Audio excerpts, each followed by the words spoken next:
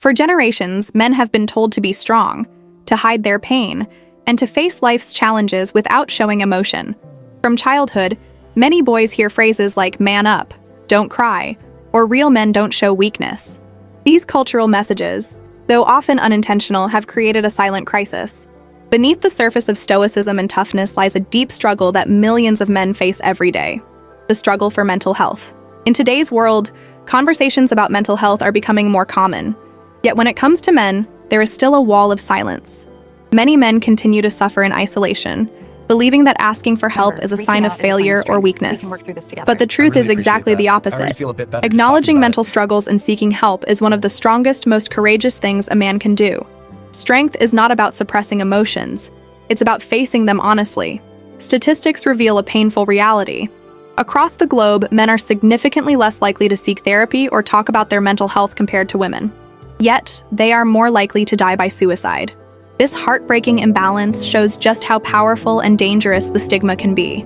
Too many men suffer in silence, afraid of judgment, afraid of being seen as broken, afraid that vulnerability will strip them of their masculinity. But vulnerability does not make a man weak. It makes him human. The roots of this stigma run deep. For centuries, society has shaped a version of masculinity that prizes control, dominance, and emotional restraint. From movies and sports to family dynamics, the ideal man has been portrayed as tough, logical, and unshakable. While there's nothing wrong with being strong, the problem arises when emotional expression is seen as the opposite of strength. When men are told to bury their feelings, those feelings don't disappear.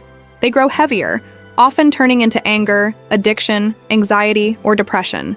The pressure to maintain an image of strength can become unbearable, leading to emotional burnout and, in many cases, tragedy. But slowly, change is happening. Around the world, more men are beginning to speak up. Athletes, actors, musicians, and public figures are breaking the silence, sharing their personal battles with depression, anxiety, and trauma. These conversations are reshaping what it means to be a man in the modern world. They are proving that it's not just okay to talk about mental health. It's necessary. When one man speaks out, he gives others permission to do the same. One of the biggest steps toward breaking the stigma is creating safe spaces where men feel comfortable expressing themselves. This starts with open and honest conversations, among friends, in families, in workplaces, and in communities. It means replacing judgment with empathy, silence with understanding. Asking a simple question like, "How are you really doing?" and genuinely listening to the answer can save a life. It's about letting men know that it's okay to not be okay, and that help is available without shame or fear. Therapy, support groups, and mental health resources are not signs of defeat. They are tools for growth. Just as men train their bodies to stay fit, they must also train their minds to stay resilient. Mental health is a form of strength that allows men to be better partners, fathers, friends, and leaders. It helps them build deeper connections and live with greater peace and purpose. Taking care of one's mind is not self-indulgence, it's self-respect. We also need to teach the next generation of boys a new definition of manhood. One that includes kindness, empathy, and emotional honesty. Boys should learn that expressing sadness or fear doesn't make them less masculine.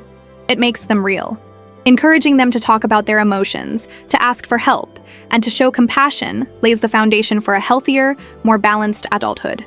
When we teach boys that emotional strength and vulnerability can coexist, we help them grow into men who can face the world with both courage and compassion.